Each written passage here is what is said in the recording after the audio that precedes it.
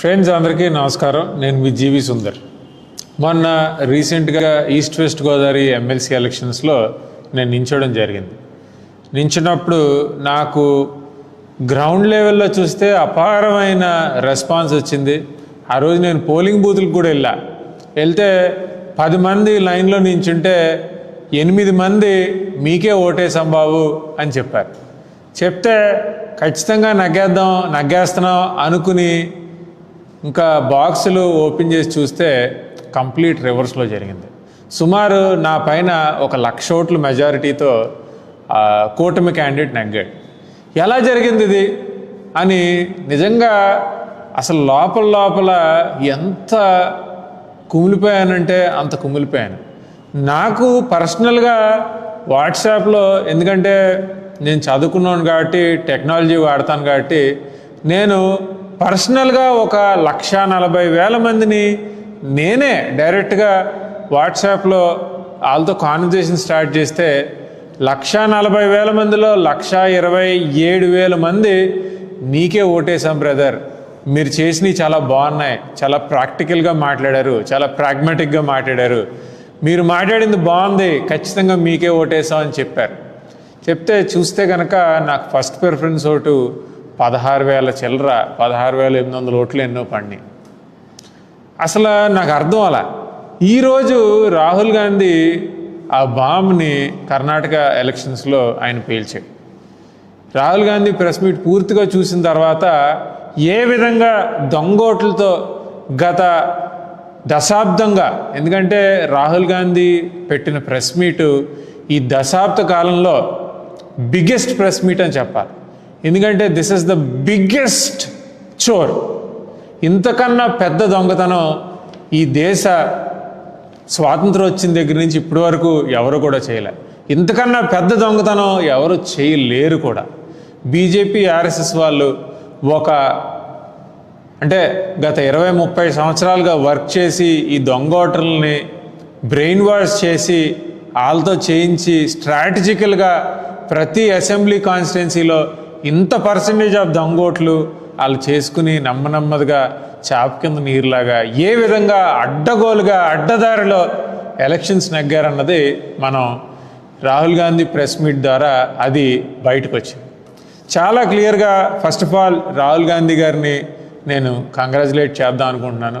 ఆయన్ని మనస్ఫూర్తిగా ఎప్రిషియేట్ చేద్దాం అనుకుంటున్నాను. నాలాగా ఖచ్చితంగా నగ్గుతామని ఓడిపోయిన చాలామంది క్యాండిడేట్స్, చాలామంది యాస్పిరేషన్స్కి ఈరోజు రాహుల్ గాంధీ గారి ప్రెస్ మీటు ఒక క్లారిటీని ఇచ్చింది. ఏంటంటే 5 రకాలుగా బీజేపీ వాళ్ళు మనకి ఈ ఓట్ చోరీ అన్నది చేశారు. డూప్లికేట్ ఓటర్స్, ఒకే పేరుతో 4-5 ఓట్లు, 4-5 రాష్ట్రాల్లో ఓట్లు ఉండడం, 4-5 ఇళ్లలో ఓట్లు ఉండడం. తర్వాత ఫేక్ అడ్రస్లు తప్పు ఉంటాయి కానీ వాళ్ళకి ఓటు వచ్చేస్తుంది. తర్వాత ఒక చిన్న ఇల్లు, ఒక 20 SFT లేదంటే ఒక 100 SFT ఇంట్లో 2-3 ఉండడమే కష్టం. అటువంటిది ఒక అడ్రస్లో 80 మంది 60 మంది, అక్కడికి వెళ్ళి చూస్తే నిజంగా ఎవరు ఉండరు. అటువంటి పరిస్థితిలో ఉండడం. తర్వాత ఫోటోలు ఆయన జూమ్ చేసి కూడా చూపించాడు. జూమ్ చేసి ఒక 1000x జూమ్ వేసినా కానీ అతను ఎవరో తెలియట్లేదు.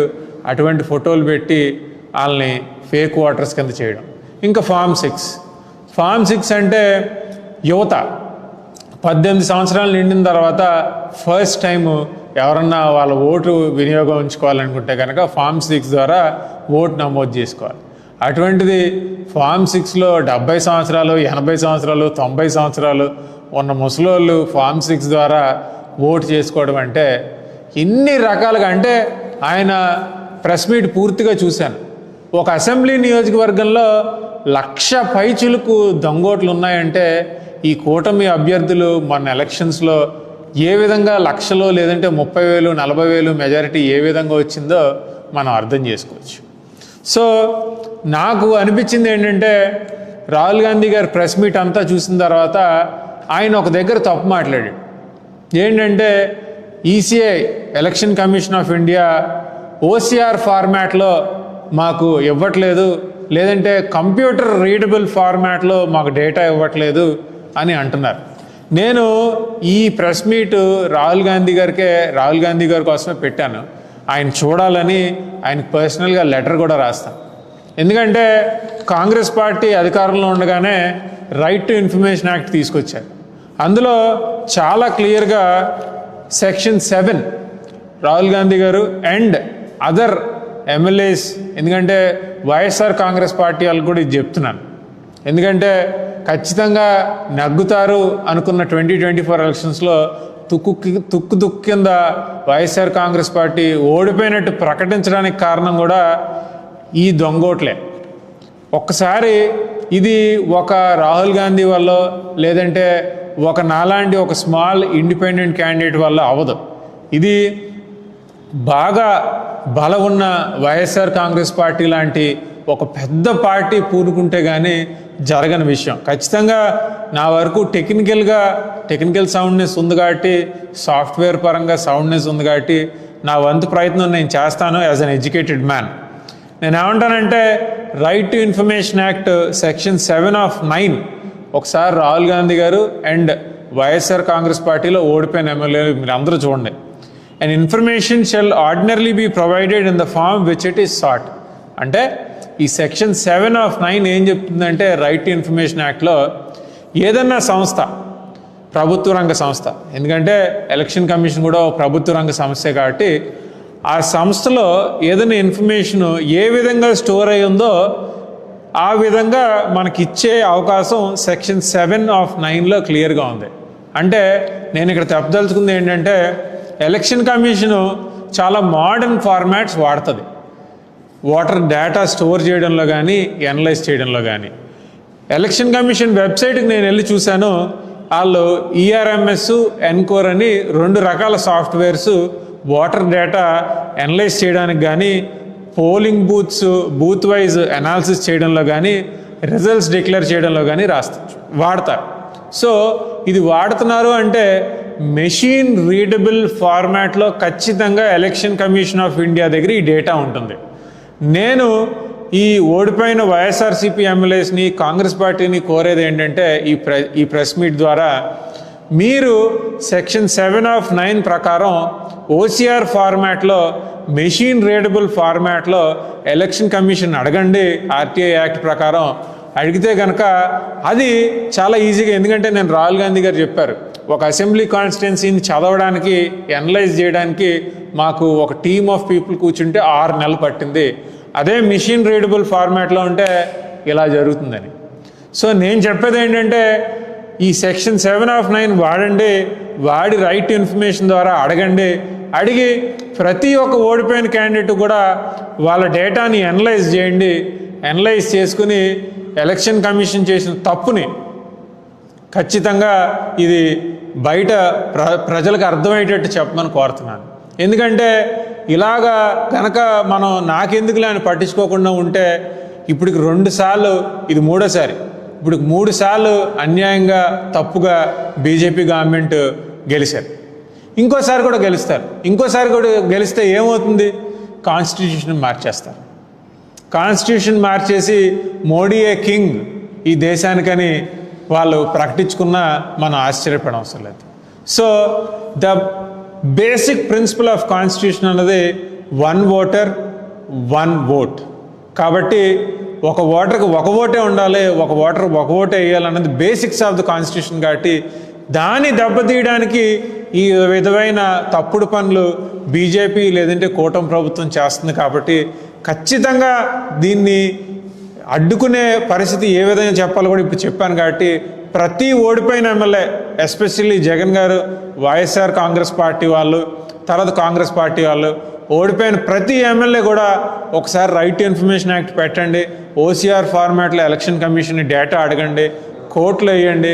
ఖచ్చితంగా దీని మీద ఒక రిజల్ట్, ఒక పబ్లిక్ ఒపీనియన్ తీసుకొచ్చి ప్రజలను ఎడ్యుకేట్ చేసి కోర్టుల ద్వారా election fair and transparent election జరిగేటట్టు మనం చేద్దాం.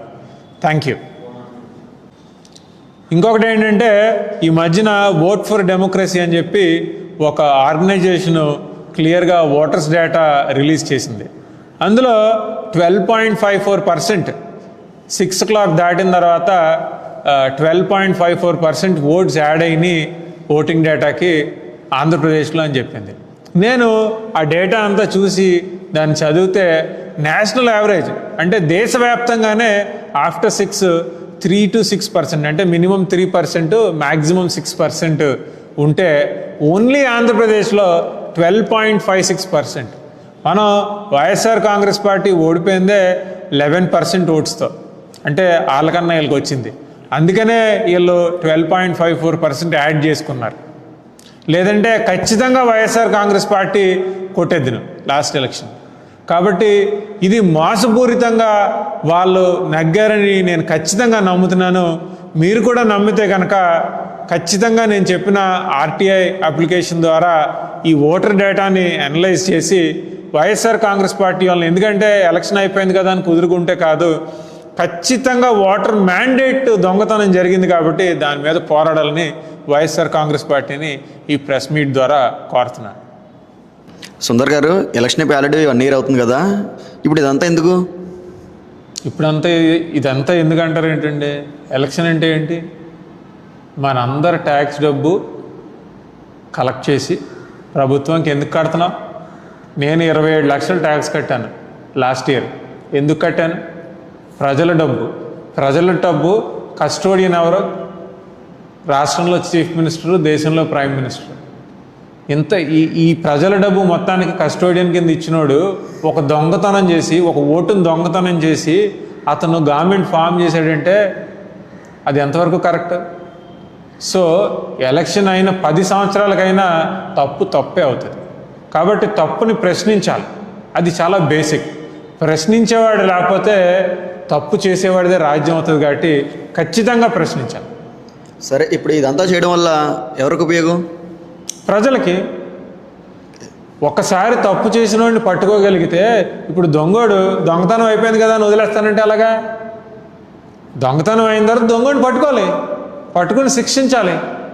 అలానే మన ఓటు దొంగతనం చేసిన పార్టీని పట్టుకుని కోర్టులో నించోబెట్టి ఖచ్చితంగా వాళ్ళకి శిక్ష పడేటట్టు చేయాలి.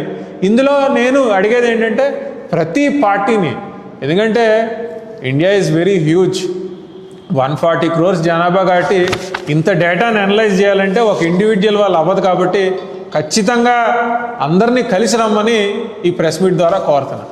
అంటే 2024 ఎన్నికల్లో ఓట్ల దొంగతనం జరిగాయని మీరు నమ్ముతున్నారు? అయితే 100% నమ్ముతున్నాను. 2024 ఎలక్షన్స్లో ఖచ్చితంగా ఓటు దొంగతనం జరిగింది, క్లియర్గా మ్యాండేట్ దొంగతనం జరిగింది అని నేను పూర్తిగా నమ్ముతున్నాను. అదే రాహుల్ గాంధీ గారిని ఎలక్షన్ కమిషనర్ ఓటు తీసుకుని అడిగారు కదా, ఆయన చెప్పినవన్నీ ఆయన తీసుకున్నాడా? మీరు రాహుల్ గాంధీ గారి వీడియో ఒకసారి పూర్తిగా చూడండి. ఓకే. అక్కడ ప్రెస్ రిపోర్టర్ సేమ్ ఇదే క్వశ్చన్ అడిగాడు. ఎలక్షన్ కమిషన్ వాళ్ళు మిమ్మల్ని ఓత్ తీసుకోమంటున్నారు. ఒక పొలిటీషియన్ కెమెరా ముందు వచ్చి, అంటే మిగిలిన పొలిటీషియన్స్ గురించి సంబంధం లేదు కానీ ఓత్ తీసుకున్నాడు, ఆన్ రికార్డ్ ఓత్ తీసుకుని చెప్తున్నాడు అంటే ఇట్ ఈస్ ఆన్ రికార్డ్. నేను ఎలక్షన్ కమిషన్ ఒకటే అడుగుతున్నాను, నిజంగా రాహుల్ గాంధీ చేసిన తప్పే అయితే, రాహుల్ గాంధీ చెప్పింది అబద్ధమే అయితే, రాహుల్ గాంధీ చూపించిన డేటా తప్పు డేటా అయితే రాహుల్ గాంధీని అరెస్ట్ చేయండి. రాహుల్ గాంధీ మీద డిఫమేటరీ కేసు వేయండి. రాహుల్ గాంధీ ఇచ్చింది ఎలక్షన్ కమిషన్ డేటా, అది ఎలక్షన్ కమిషన్ కూడా ఒప్పుకుంది. అతను చెప్పిన దాంట్లో తప్పులేమీ లేవు, ఇంకెందుకు ఓత్ తీసుకోవాలి? అయినా కానీ రాహుల్ గాంధీ అదే మీటింగ్లో చాలా క్లియర్గా చెప్పాడు, I'm taking oath, take this as an oath, consider this as an oath అని చెప్పాడు. సో ఎలక్షన్ కమిషన్ నిజంగా నిజాయితీగా ఉంటే కనుక, నిజంగా బీజేపీకి లేదంటే ఈ కూటమి పార్టీలకి పోతే కనుక ఖచ్చితంగా దీని మీద ఎంక్వైరీ చేయాలి. ఎంక్వైరీ చేసి ఖచ్చితంగా దొంగోట్లని అవన్నిటిని బయటికి తీసుకురావాలి. అండ్ మేము రైట్ టు ఇన్ఫర్మేషన్ యాక్ట్ కింద అడిగినప్పుడు వాళ్ళు మెషిన్ రీడబుల్ ఫార్మాట్లో, ఓసీఆర్ ఫార్మాట్లో డేటా ఇవ్వాలి. మా దగ్గర డేటా లేదనడానికి లేదు, ఇందా క్లియర్గా చెప్పాను కదా, మెషిన్ రీడబుల్ ఫార్మాట్లో ఉంటేనే ఈ యాప్స్ అన్నీ, ఎలక్షన్ కమిషన్ యాప్స్ అన్నీ పనిచేస్తాయి. వాళ్ళ దగ్గర డేటా లేదనడానికి లేదు, వాళ్ళ దగ్గర డేటా ఉంది. ఆ ఉండిన డేటా మెషిన్ రీడబుల్ ఫార్మాట్లో ఆర్టీఐ సెక్షన్ 7/9 ప్రకారం ఇచ్చి తీరాలి. ఇస్తే ఓకే, ఎలక్షన్ కమిషన్కి తెలియకుండా తప్పు జరిగింది అనుకుంటాం. కానీ ఇవ్వకుండా కనుక మామూలు మెషిన్ రీడబుల్ ఫార్మాట్లో కాకుండా మాన్యువల్గా ఇస్తే కనుక ఖచ్చితంగా రాహుల్ గాంధీ చెప్పినట్టుగా ఎలక్షన్ కమిషన్ కూడా ఈ యొక్క క్రైమ్లో ఇన్వాల్వ్ అయి ఉంది అని మేము అందరం నమ్మాల్సి వస్తుంది. సరే అండి, మీరు ఇప్పుడు ఏ పార్టీకి సపోర్ట్గా మాట్లాడుతున్నారు, ఏ పార్టీలో జాయిన్ అవ్వబోతున్నారు? చాలా ఇంపార్టెంట్ క్వశ్చన్. చాలామంది అడుగుతున్నారు సుందర్ గారు ఏ పార్టీలో జాయిన్ అవుతున్నారని. నేను I'm talking like a spectator and independent politician. నాకు ఇప్పటివరకు ఏ పార్టీలో జాయిన్ అవ్వాలన్నది నేను డిసైడ్ అవ్వాల. నా దృష్టిలో 2 పార్టీలు ఉన్నాయి. ఎందుకంటే నేను నెగ్గే పార్టీ ఓడిపోయే పార్టీ అన్నది కాదు నేను కొలమాను. నేను ఐడియాలజీ పరంగా నేను అనలైజ్ చేసుకున్న పార్టీలు ఉన్నాయి. ఏ పార్టీ అండి అది? ఏంటంటే నేను ఐడియాలజీ పరంగా అనలైజ్ చేసుకున్న పార్టీలో ఫస్ట్ బీజేపీని చూసుకుందాం. అది ఒక నాన్ సెక్యులర్ రిలీజియస్ పార్టీ. మనుషుల్ని విడదీయడమే వాళ్ళ యొక్క మెయిన్ ఎజెండా. తర్వాత టీడీపీ పార్టీ చూసుకుందాం. టీడీపీ బీజేపీతో అలైన్ ఉంది కాబట్టి బీజేపీ ఐడియాలజీతో అలైన్ ఉంది కాబట్టి టీడీపీ కూడా నాకు సెట్ అవ్వదని నేను అనుకుంటున్నాను. ఇంకా జనసేన, వాళ్ళకి అసలు ఐడియాలజీయే లేదు. వాళ్ళు ఒకసారి లెఫ్ట్ మాట్లాడితే, ఒకసారి రైట్ మాట్లాడితే, ఒకసారి సెంటర్ మాట్లాడతారు. ఒక గ్రౌండ్ కూడా తీసుకునే అవకాశం లేదు. వాళ్ళకి ఐడియా లేదు, ఐడియాలజీ లేదు. వాళ్ళని కన్సిడర్ చేయాల్సిన పని లేదు. అండ్ ఫైనల్గా కాంగ్రెస్, వైఎస్ఆర్ కాంగ్రెస్. నాకు రాహుల్ గాంధీ ఐడియాలజీ నచ్చుతుంది, రాహుల్ గాంధీ యొక్క విజన్ నచ్చుతుంది, కాంగ్రెస్ పార్టీ ఐడియాలజీ నచ్చుతుంది. ఎందుకంటే కాంగ్రెస్ పార్టీ చాలా క్లియర్గా క్యాపిటల్ ఇన్ఫ్రాస్ట్రక్చర్ని ఎప్పుడు కూడా డెవలప్ చేయాలని చూస్తుంది. ఎడ్యుకేషన్ మీద, హెల్త్ మీద ఇన్వెస్ట్ చేయాలని చూస్తుంది. సేమ్ ఇక్కడ కానీ కాంగ్రెస్ పార్టీకి మన రాష్ట్రంలో ఏ విధమైన స్ట్రెంగ్త్ లేదు. ఎందుకంటే బైఫర్కేషన్ వల్ల పూర్తిగా తన అస్తిత్వాన్ని కాంగ్రెస్ పార్టీ కోల్పోయింది. ఇప్పటికన్నా ప్రజలు కాంగ్రెస్ పార్టీని క్షమిస్తారా అంటే ఏమో. లాస్ట్ 3 ఎలక్షన్స్లో కాంగ్రెస్ పార్టీ వంక కూడా ప్రజలు చూడలే. అటువంటి పార్టీలోకి నేను వెళ్ళి ఏం తీసుకురాగలుగుతానంటే అక్కడ సరైన లీడర్షిప్ వస్తే కాంగ్రెస్ పార్టీ గురించి ఆలోచించవచ్చు. ఇంకా వైఎస్ఆర్ కాంగ్రెస్ పార్టీ డెఫినెట్గా నా ఐడియాలజీకి దగ్గరగా ఉంది. అంటే ఐడియాలజీ అంటే in terms of investing on education, English education వైపు.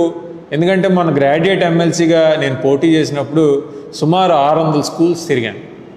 ప్రైవేట్ స్కూల్స్ కన్నా బాగుంది, బెటర్ ఎడ్యుకేషనల్ ఇన్ఫ్రాస్ట్రక్చర్ ప్రొవైడ్ చేశారు. తర్వాత రాష్ట్ర వ్యాప్తంగా ఉన్న హాస్పిటల్స్ ఇన్ఫ్రాస్ట్రక్చర్ డెవలప్ చేయడంలో వైఎస్ఆర్ కాంగ్రెస్ పార్టీ చాలా మంచి ఇన్వెస్ట్మెంట్ చేసింది. So education, health core sectors కింద తీసుకున్నారు. తర్వాత ఇంపోర్ట్ అండ్ ఎక్స్పోర్ట్ పెంచడానికి ఆ టైంలో కూడా హయ్యెస్ట్ జిఎస్టీ కలెక్షన్స్ రావడానికి ముఖ్య కారణం మన ఆంధ్రప్రదేశ్కు ఉన్న కోస్టల్ లైన్ వాడుకుని పోర్ట్స్ ఇంప్రూవ్ చేయడం. ఆ పోర్ట్స్ ఇంప్రూవ్ చేయడం ద్వారా మన ఇంపోర్ట్ ఎక్స్పోర్ట్ మార్కెట్ పెరిగింది. సో ఈ 3 వైఎస్ఆర్ కాంగ్రెస్ పార్టీ ఆలోచన విధానానికి నాకు దగ్గరగా ఉండే పాయింట్స్. కానీ కొన్ని పాయింట్స్ కూడా ఉన్నాయి which I don't agree with YSR Congress party. As on date నాకేంటంటే ఏ పార్టీలో జాయిన్ అవుతావు అని అడిగిన దానికైతే నాకున్న 2 చాయిసెస్, ఒకటి కాంగ్రెస్ పార్టీ, ఇంకోటి వైఎస్ఆర్ కాంగ్రెస్ పార్టీ.